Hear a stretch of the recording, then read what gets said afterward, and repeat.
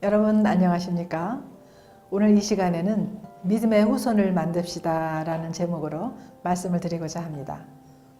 저희 교회에서는 1년에 2번 세례식이 있는데 부활주일과 추수감사주일입니다.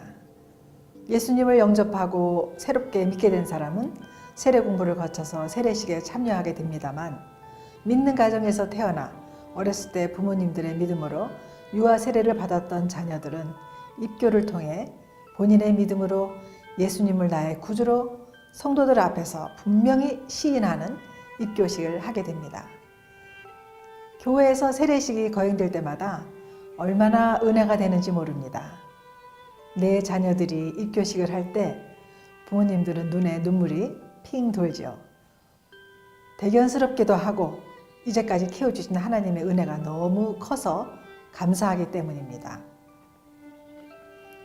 그런데 이렇게 감격스럽게 받은 세례나 입교식을 거친 자녀들이 대학교에 들어가서 자연스럽게 교회를 멀리하게 되는 경우를 보게 되면 참으로 가슴이 아픕니다. 이런저런 이유로 한두 번 주일을 빠지면서 점점 더 양심이 둔해지고 감각이 없어지면서 자기가 마치 안식일의 주인인 양 자기가 하고 싶은 대로 시간을 쓰고 놀고 하나님과 멀어집니다. 사실 부모로부터 분리되어져서 지금부터가 정말 중요한 시점인데 자녀들은 생각이 짧아서 인생의 기초를 준비해야 할 그 시간에 허랑방탕하게 시간을 낭비하고 쓸데없는 일에 온 마음을 빼앗겨 버릴 때가 많습니다. 정말 부모로서 이전보다 더 관심을 가지고 주지시켜야 할 부분이라고 저는 생각합니다.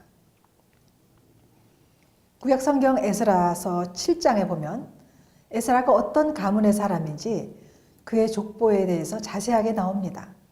보통 어떤 인물에 대해 설명이 나올 때 부모의 이름이나 조부모님의 이름이 나오는 정도인데 에스라는 누구의 아들의 누구의 손자이냐 뿐만 아니라 증손의, 현손의 5대손, 6대손, 7대손, 8대손 쭉 올라가서 15대손 그리고 대제사장 아론의 16대손이라고 에스라를 소개하고 있습니다.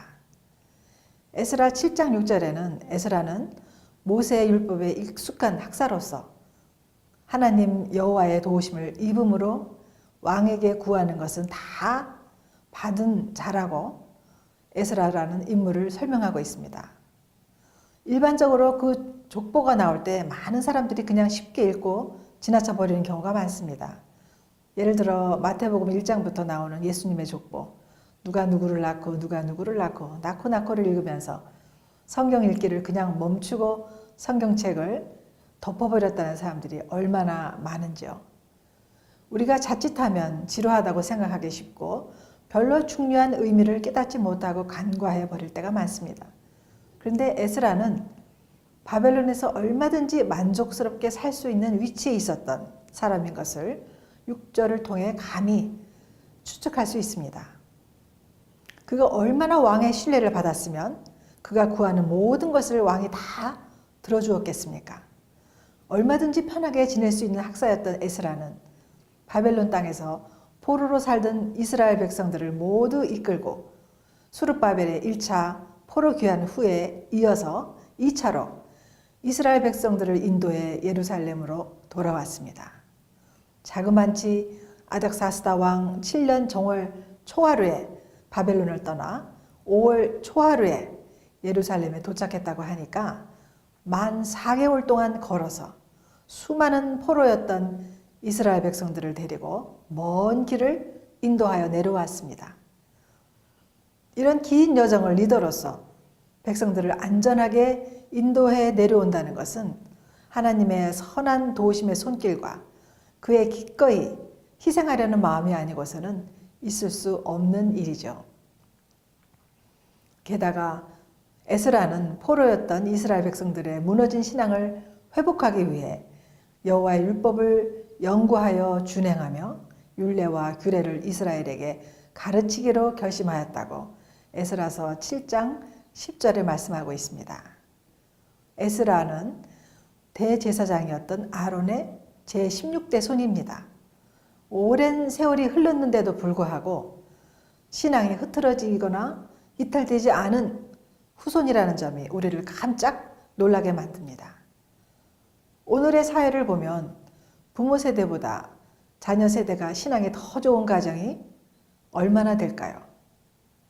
대부분 열정적이고 강한 믿음의 부모 세대를 지나 자녀 세대로 내려올수록, 그리고 편하게 살면 살수록 신앙이 약화되거나 신앙과는 상관없이 사는 후손들이 많습니다. 그런데 에스라는 아론의 제16대 손으로 바벨론에서도 인정받는 사람이었고 사회적으로도 높은 좋은 위치에 있었던 사람이었는데도 불구하고 모든 것을 뒤로한 채 이스라엘 공동체를 바로 세우기 위해 포로들을 데리고 와서 그들의 신앙에 부흥을 가져오도록 애쓴 율법 학사였습니다. 이렇듯 16대를 내려오도록 믿음이 지켜진 것을 보는 것이 얼마나 놀라운 일인지요.